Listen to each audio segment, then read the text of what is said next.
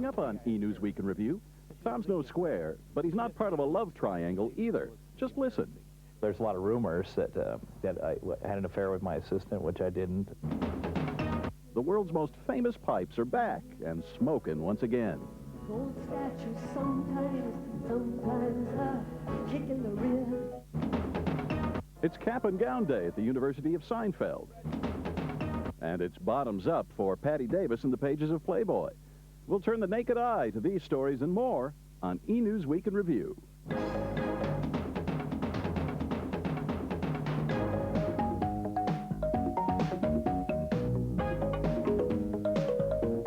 Hello, everybody. I'm Bianca Ferrar. And I'm Steve Kometka. This is E! News Week in Review. Well, she claims she did nothing to mess up Tom and Roseanne Arnold's life. Kim Silva, the Arnold's assistant and so-called other woman in the Tom and Roseanne saga, spoke out this week. She dispelled rumors about having an affair with Tom. Amy Powell is in our newsroom with more. Amy. Steve, Tom Arnold is also speaking about his relationship with Silva and his pending divorce from Roseanne. The actor wants to set the record straight. There's a lot of rumors that I had an affair with my assistant, which I didn't, and that she's pregnant, which she isn't, and that Rosie had an affair with my assistant, and that we married her to have our baby, and all this stuff, and none of that's true. When the rumors first started, Tom and Roseanne responded with a mock wedding to their 24-year-old assistant. Arnold says at the time he thought it was funny. If I had to do it over again, Kim and I would not travel together. We would not have done the three-way marriage. I would have, I would have conducted myself differently. The actor says in a few weeks, Kim Silva will stop working as his assistant and open her own production office. Roseanne was on vacation in Europe when she filed for divorce the second time. Arnold says they were on great terms when she left, and he's not certain what happened. She probably shouldn't have went to Europe so quick. We probably should have been together more. But I had to go to work, and she had tickets, and she was all booked up to go, and she went. Have you talked? I've talked to her a couple times. We're not, communicating, as it were. Arnold blames the breakup on the couple's heavy work schedules and emotional problems they both suffer, but he still hopes for a reconciliation with his wife. Either way, he's moving on with his life. You hear all the stories, the jokes, well, he's nothing without Roseanne. Right. What do you say to that? Well, I say that I will be fine. I will have a good career without Rosie. Rosie's helped me so much. I wouldn't have what I have today, obviously, without her. But in the past 6 years, I've learned to act, produce, write, and I think that I'm a valuable person. Tom Arnold co-stars in the Arnold Schwarzenegger film True Lies, opening this summer. Amy, he seems a little bit sheepish, but he appears as though he's putting up a brave front. What about his TV show? What's the future of that? Well, you're absolutely right, Steve. I think he is putting up a brave front. But his TV show has gotten a reprieve. CBS canceled it, as you know, this season, but they've decided to put the show on 3 times this month on Monday nights, and if it does well, it may get a chance as a mid-season replacement next season. Well, for Tom Arnold, there is a God after all. Thanks, Amy. Okay. Well, the Arnold's marriage appears to be off again. It seems Fergie and Prince Andrew may be moving towards a royal reconciliation. The British press is saying the troubled marriage of Sarah Ferguson and Prince Andrew is on the mend. Reportedly, the couple was vacationing this past week with their 2 girls at Balmoral Castle in Scotland. And recently, the two were seen dining together. Fergie filed for a separation in 1992, but never for divorce. Barbra Streisand has been reconciled with her fans, and now she's making up for time lost to laryngitis. She performed to a sellout crowd Thursday night in Southern California. Thank you. What a wonderful audience you are. Rumors were rampant last week that Streisand wasn't really sick, that something else forced her to postpone 4 shows. She poked fun at those allegations with a top 10 list of reasons she canceled those earlier performances. Number 5, I wanted to add a new item to my line of concert souvenirs, Barbra Streisand tongue depressors. Number 4, they were having a shoe sale at Nordstrom's. The crowd ate it up. They also bought everything up. No one was about to walk empty-handed out of Streisand's first public performance in Southern California in more than 25 years. And after the scare she gave fans last week, everyone was grateful to be there. We've been waiting 20 years. If you spread it out over 20 years, it's about 20 bucks a year. That's Barbara. That's it. Enough said. It's Barbara. As a matter of fact, I flew out here from Dallas just for the concert, and I worried the whole trip. And I probably would have to hunt her down and shoot her or something if she didn't show up tonight. No, I wouldn't. There's none like her. It was a dream come true for me to be here tonight. Some of the famous faces that came to hear that famous voice: Tori Spelling, taking a break from Beverly Hills 90210. Tom Hanks' wife, Rita Wilson, came by herself while he was out of town shooting a new movie. Composer David Foster, who collaborated with Streisand on past albums, jumped at the chance to see her live. I'm looking forward to like a great evening with probably the world's greatest singer. You know what? Laryngitis or not, I'm still here. Good times and fun times, I've seen them all, and my dear. From Anaheim, Miss Streisand will go on to San Jose in New York before returning to Southern California next month to wind up her tour and make up the postponed dates. Barbara may be feeling better, but now Glenn Close is suffering from laryngitis. The illness is interrupting her starring role in Sunset Boulevard. With one look, I play every part. The actress was forced to cancel 7 shows in Los Angeles this past week. Last Saturday, she fell ill midway through her performance. The understudy finished the show. Close's publicist says her condition is being monitored day to day. As many as 200 cancellations and exchanges have been made for each performance since Close fell ill. Her final performance is scheduled for June 26th. Close is still slated to open in the Broadway production in November. Wayne Newton is still having money problems even after filing for bankruptcy. His creditors are now asking a judge to liquidate his assets. Attorneys for Newton's former business manager say the performer has failed to pay his debts since he filed for bankruptcy protection. They claim he spent more than $76,000 on jewelry and $400,000 on improvements to his rented mobile home in Branson, Missouri. Just ahead on E! News Week in Review, we cordially invite you to meet Little Rascals, the next generation. And it's Dr. Seinfeld to you. The comedian returns to his alma mater for an honorary degree when we come back.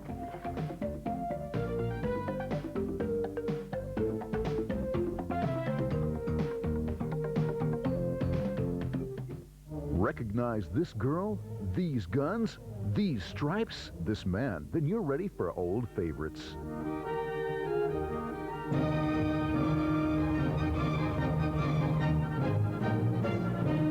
We'll take you deep under the sea and high above the ground, and we've got the stars to prove it. We'll fight the monster in 20,000 leagues under the sea and burn with fear in towering inferno. We'll dial M for murder. We'll search for truth with Clute. We'll wait in fear for murder. But most of all, FilmNet reminds you of the good old times with favorite movies that got a 10 on our scale. So we're sure you won't be trading places with anyone. So join us.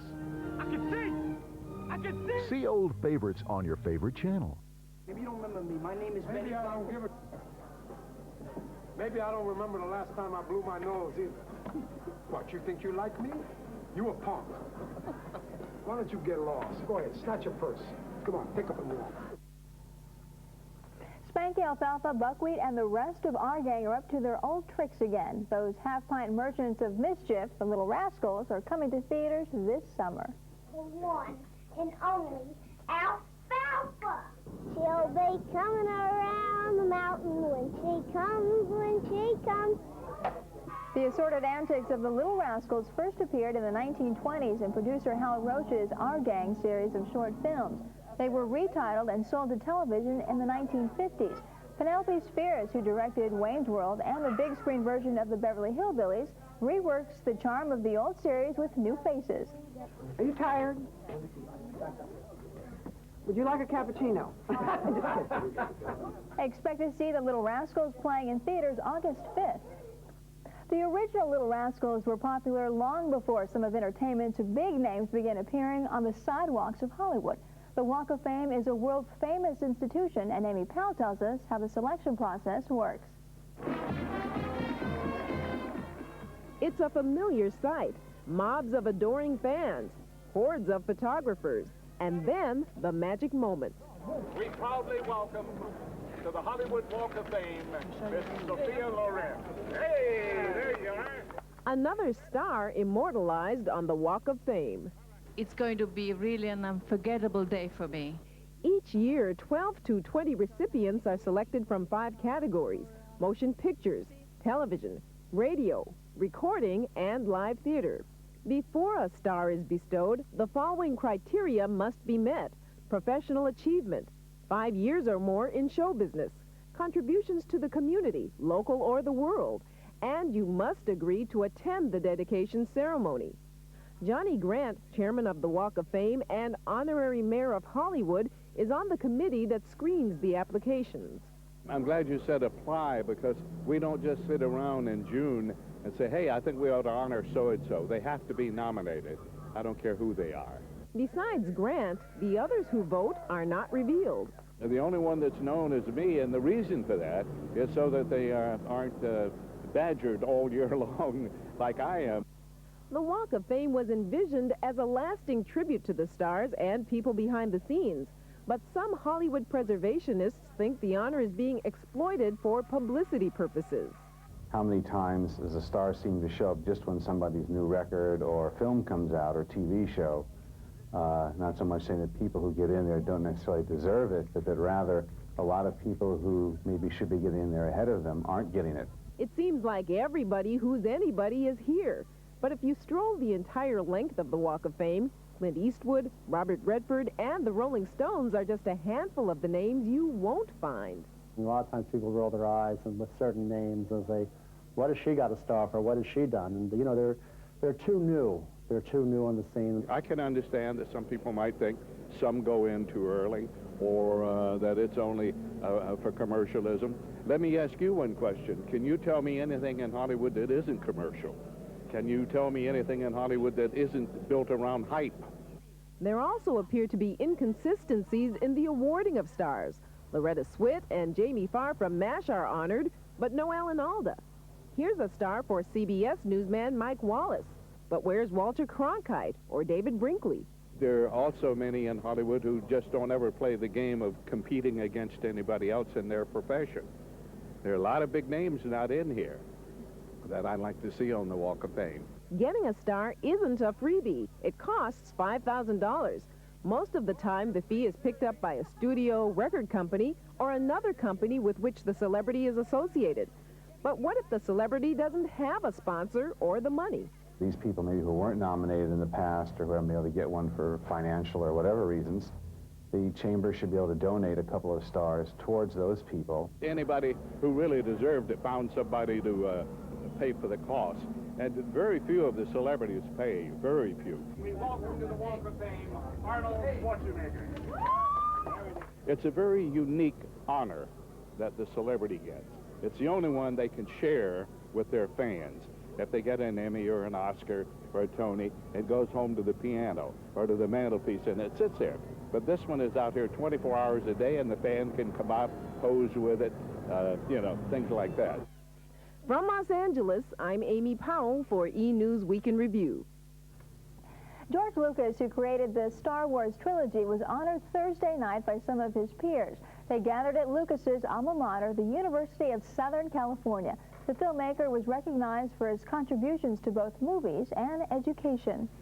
Those honoring Lucas at the USC event had pretty good credentials of their own, with films like Jurassic Park, Raiders of the Lost Ark, and Cocoon. He loves art, he reads, he thinks about what he's doing, he thinks about the world, he's not totally myopic, you know, and he's just a very original, creative mind. He has a view, a point of view on life. He sees it through very special eyes. Well, he's a great writer and he has a great conceptual mind, and he hires very good talent and pays them enormously well. He's my best friend. I think it's great. He should get an award every day. In this particular case, I learned almost everything I know about making movies at that school. So I have a lot of fondness for it, and I think that it's a great asset to the industry. Lucas put the rumor mill to rest by confirming he's working on another Star Wars movie, but it won't be in theaters for at least 5 years. Comedian Jerry Seinfeld was probably called many things by hecklers during his up-and-coming years. Well, now he's arrived, and his fans and detractors will have to call him Doctor. The comedian received an honorary doctorate from his alma mater, Queens College, at Thursday's graduation ceremony.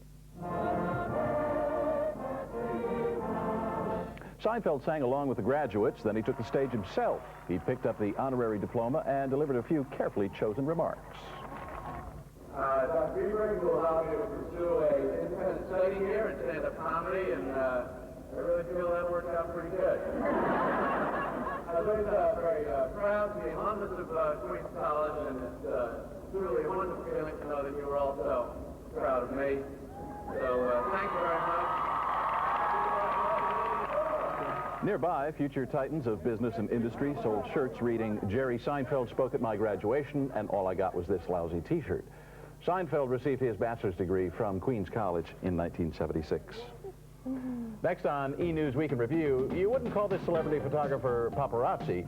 Find out why celebrities call on him to photograph their weddings. And Patty Davis says you've never seen her before. The former first daughter bears her soul in Playboy. Next. Forgiveness is a difficult thing. It requires putting aside all the hurt and anger and replacing it with love and acceptance. Wow, truly beautiful, Russell. I'm reading it off that greeting card behind you there. FilmNet proudly presents 20th Century Fox. This is a channel loaded with great blockbusters and movie stars, and we're about to let you in on a secret. FilmNet is getting even bigger. No. Whatever, baby. Because now we're bringing you all the great hits from Fox. Oh. What about Alien 3? The Super. Buffy the Vampire Slayer. Prelude to a Kiss. I love you, Peter. Let's get married. Grand Canyon. The world doesn't make any sense to me anymore. You gonna kick the shit out of me now? My Cousin Vinny. An unlawful entry. Call the police. What do you think? Cool. Well, then tune into FilmNet, because now we've got even more big movies coming your way right away. If Fred scores the highest on that test, I'll have to hire someone to revive me. Oh, it's true. Fred's no Albert Einstein, but you never know.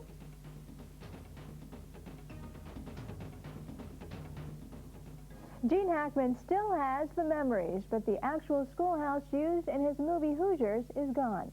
It burned to the ground Tuesday. Fire officials say the blaze started on the top floor of the Indiana school. It took 3 hours to bring the fire under control. The 80-year-old structure has been empty since 1985, the year Hoosiers was shot.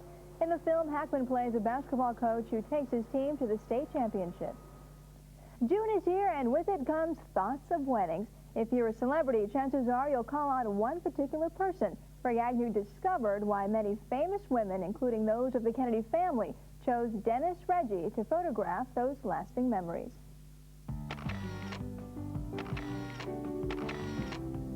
Reggie photographs 52 weddings a year, or one every weekend. His credits include every wedding in the Kennedy family since 1980. Why is he so in demand?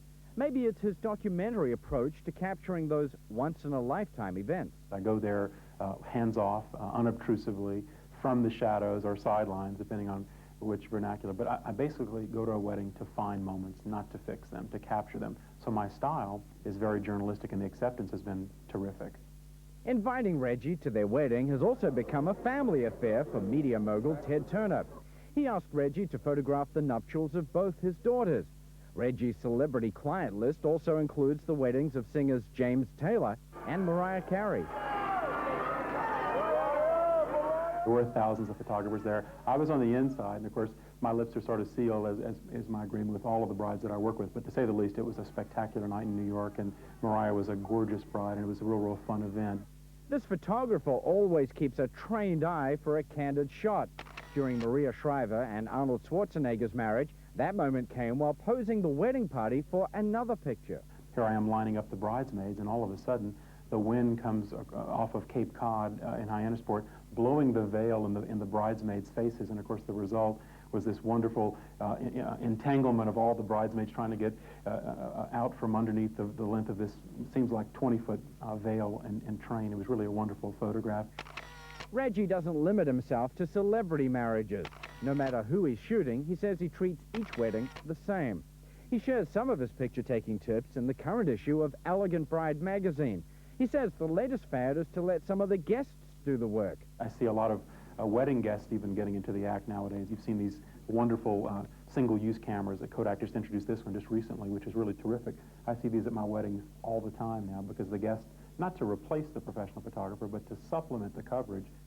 His best advice for celebrities and anyone else heading for the altar, always hire a professional photographer.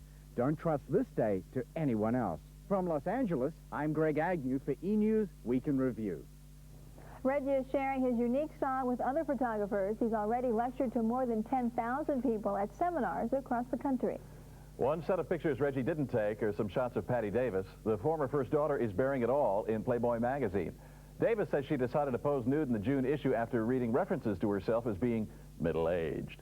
The 41-year-old did not tell her parents about the layout. She says openness about sexuality was not part of her family upbringing. World War II soldiers are launching a second invasion this coming week on television. The 50th anniversary of D-Day is being remembered with specials on nearly a dozen networks.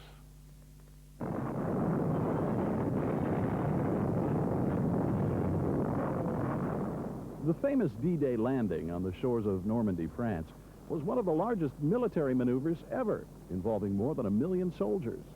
CBS is remembering it with a two-part miniseries called Fall from Grace. It stars Michael York and Gary Cole.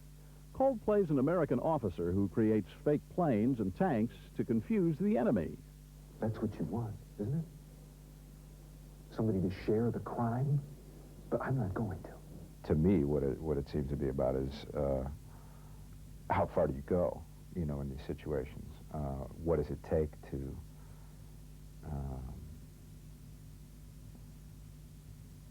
win, to beat the enemy? On cable, the Discovery Channel is taking a look at D-Day from a documentary perspective. It's called Normandy, the Great Crusade. It features historical footage and the voices of actor Charles Durning and Mariel Hemingway. Durning is a D-Day veteran, and Hemingway has family ties to the war. Her step-grandmother was an Army nurse. It would be hard to tell you of the wounded. There were so many of them. There was no time to talk. What it was war. And it wasn't romantic. It's not romantic to kill, you know? It's just the fact that it was in Europe didn't make it okay. Meanwhile, PBS is remembering the war with Tales from the Front Line. Bill Moyers interviews survivors of D-Day, some of whom were barely old enough to drive in 1944. What do you think when you look around at all these crosses? Bill, it's so touching till I try not to think, really.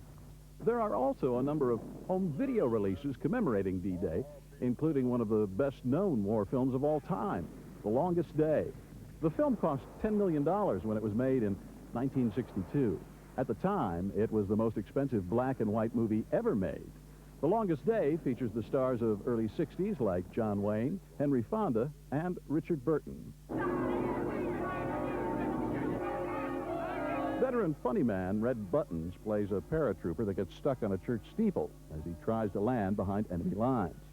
One of Buttons' strongest memories from filming The Longest Day is meeting the paratrooper that he portrayed. When the picture was over, he put his arm around me and he said, "Buttons, if I'd have lived my life all over again, I'm glad you did it, not me." From all of us here at E! News Week in Review, thanks for watching. I'm Bianca Farrar. And I'm Steve Kometko. Stay with us. There's much more to come on E! We're the Entertainment News and Information Authority.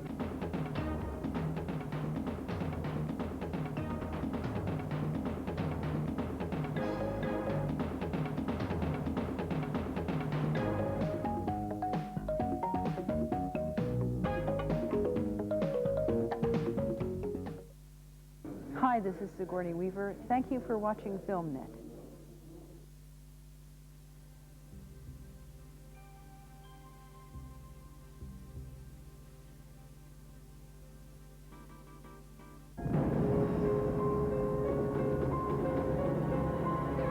I am telling you, I want back in. SAS could take out any one of these camps.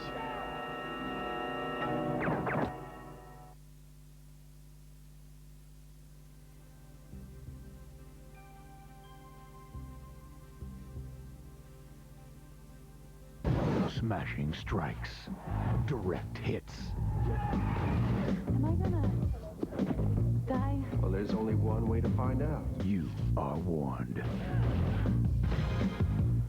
Touch my wife again. Human bonds in Live Wire. Dolph Lundgren and Jean-Claude Van Damme in Universal Soldier. 2 ex-karate champions take revenge in the best of the best 2. I will kill you. Action and adventure this summer.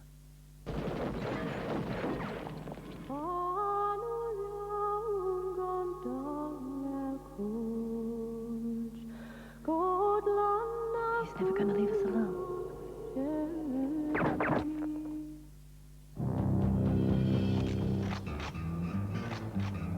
It was a lawless time. But still, there were some rules that just shouldn't be broken. You gonna die? She's gonna live. A whipping? That's all they get after what they've done? If the lawmen couldn't give justice, others would. How about being my partner? Gonna kill a couple of no-good cowboys. For what? For cutting up a lady. So you still have that Spencer rifle, huh? Nobody's gonna come. Assassins! I guess they had it coming. We all have it coming, kid. Clint Eastwood and Gene Hackman in Unforgiven, one of the many big TV premieres in June on FilmNet. The great movies come home to you on FilmNet, the complete movie channel.